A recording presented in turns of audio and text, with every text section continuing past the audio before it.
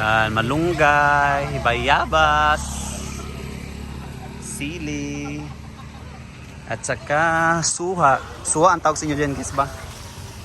Yan. Sa amin, baongon ang tawag dyan guys. Yan. Ito ang buhay sa bukid. Baongon yan tawag sa amin. Sa inyo, suha yan. Ganyan pa kayo. And thank you for watching.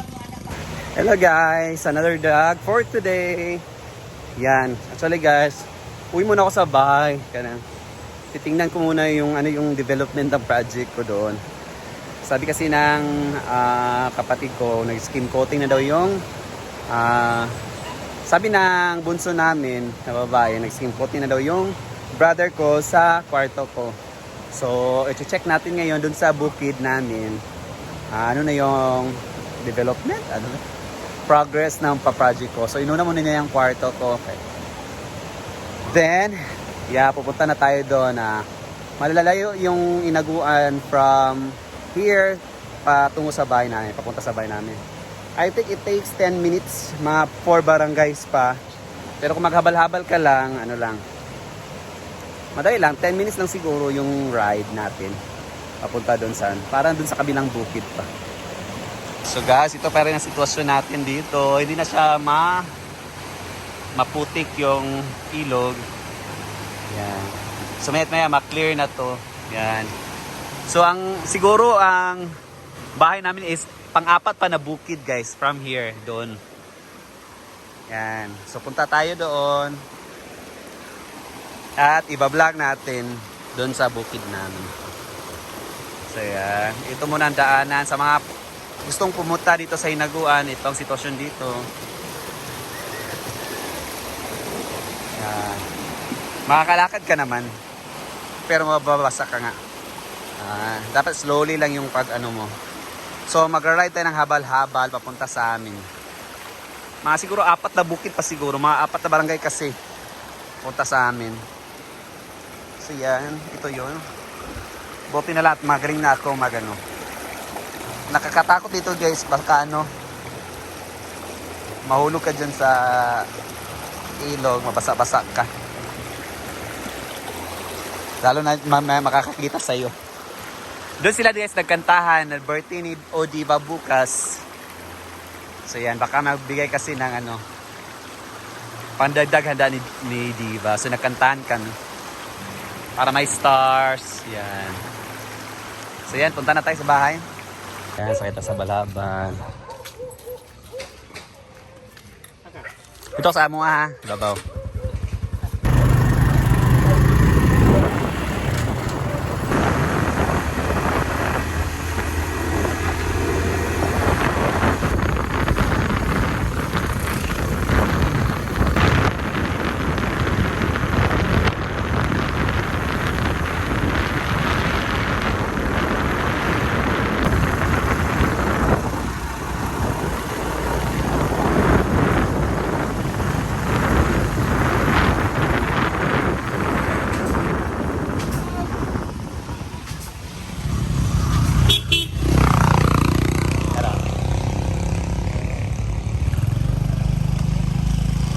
Lawa na nagtrabaho, nagtagay-tagay naman. Ha? Hi. Saan tanda? Ako sila kayang baygin. Ha? Kaya ang lulo niya. Papa ni Victor, ito sa baybay. Namatay man. Nakalimot ko ginawa.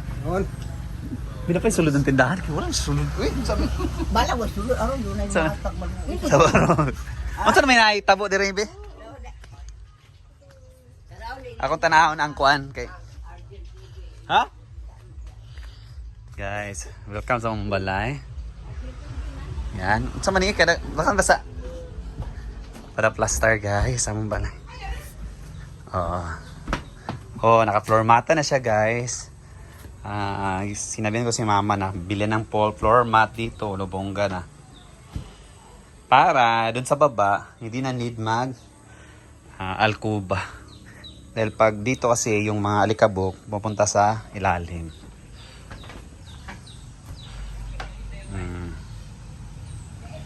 Nani kami nga sa bukid. Tingog sa area ikanding ray mo madunggan. Pak oh.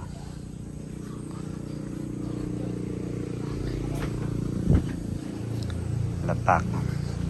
So manaog ta sa silong para tanang lapak oh. Mga na po yung mga drama. So dito sa baba yung pinatrabaho ko guys. Dito parang bahay kubo yung dating. Dito sa baba isulit siya na semento. So tingnan natin yung trabaho ng kapatid ko. Dito, pa-renovate ko to dito. Pak, may alcoba na. Like na yung mga drama dyan. Dito maging sala ko dito. Oh, ito na yon. So yan. Para ng langob. Ito yung maging kwarto ko. Malit lang siya guys. Pero kasya naman ang isang katre dito. So yan. Oh, pak mo. Lagyan lang to ng screen. Yan yung maging gamit ko. Pak, naka-skin coat na siya guys. Para siya lagyan ng mga wallpaper na drama. O, diba? O, pak. Hindi pa siya tapos. Pero at least may development na. Sabi ng kapatid ko, dalianan niya. Para pwede na akong umuwi dito. Charis. Para kung uwi na ako dito, may kwarto na ako. Dito din, di pa natrabaho yan. Soon, matatapos din to. At least nalagyan na ng alcoba. Yan. Opa.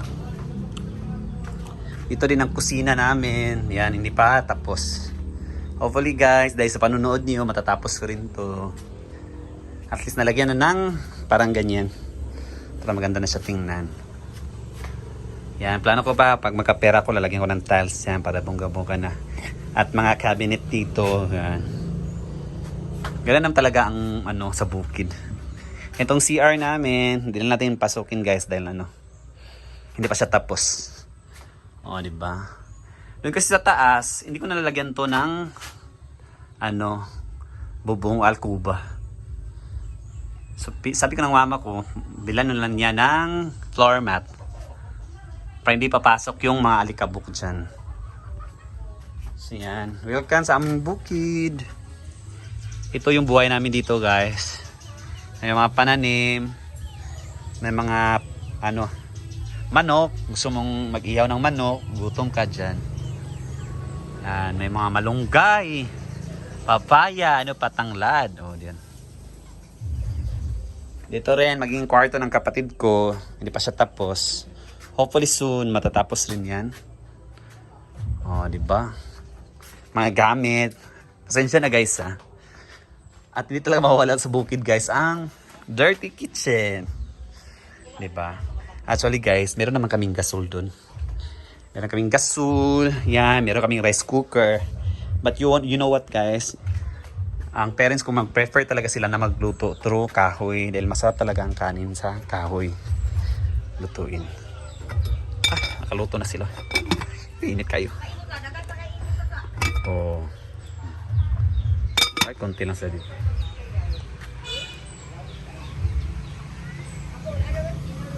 Muna lugar na eh. Alapet. Ada. Sumukan na lugar na mo. Sige daw.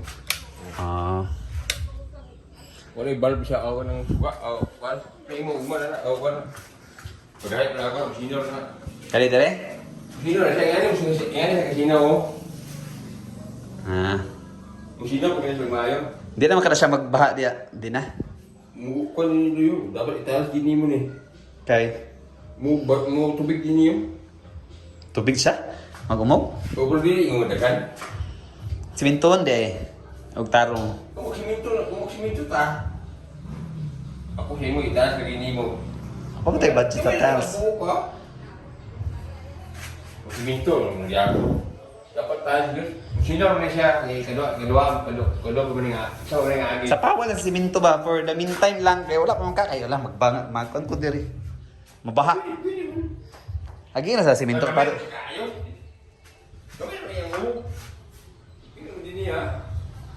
Galing kay para di lang ginagkuhan. Ay, ikaw, di mong switch at imong sasakan nasa ibutang. Ano na? Pwede rin siya dapon. Kaya ako pa rin yung upuan. Ano na ta? Oo. Pero ito sa kanin mo. Sa iyo mo, pumunta, wala akong tao-tao. Sa asa lang ba kung kaya pwede lang magkuhan. So yan, dirty kitchen. Yan yung bahay ng kapatid ko guys. Merong manok. Ganito naman talaga sa pan. Yan, mangga. Saging. Basta hindi ka lang mapili dito sa bukid. Hindi ka magugutom. O, diba? Abana. You know what abana guys?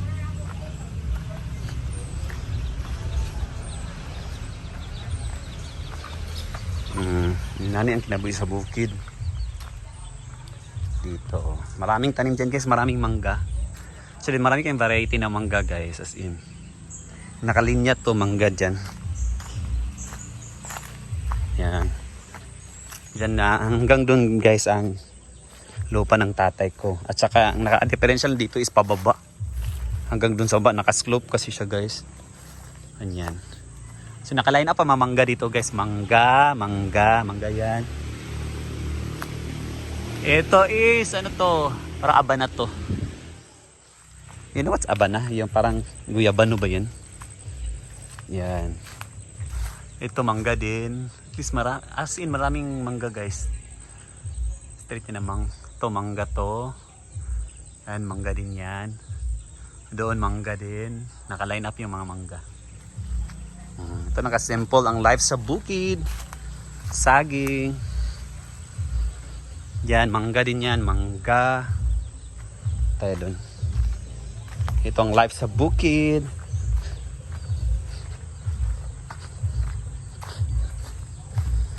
Yan, mangga. Alam, may saging dito. Ang lawak ng lupa ng tatay ko guys. Kaso pababa siya. Paslope. Yan, may saging din. Yan. Hopefully guys, kapera na tayo para matapos-tapos talaga tong bahay namin.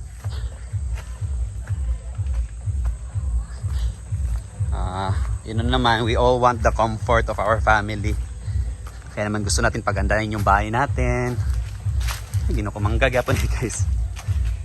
Kaya gusto natin pagandahin yung bahay ng parents natin. Yan. Minsan naman ako uwi dito. Doon naman ako sa inaguan.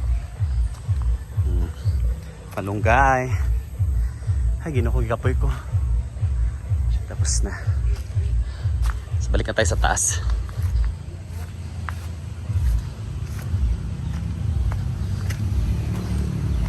Yan, makopa. Ano ko, pasensya na sa ano. Sili. Tangla.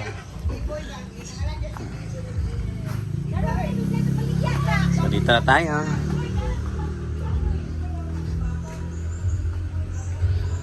Back to taas tayo guys. Ay! O, diba? Shalan.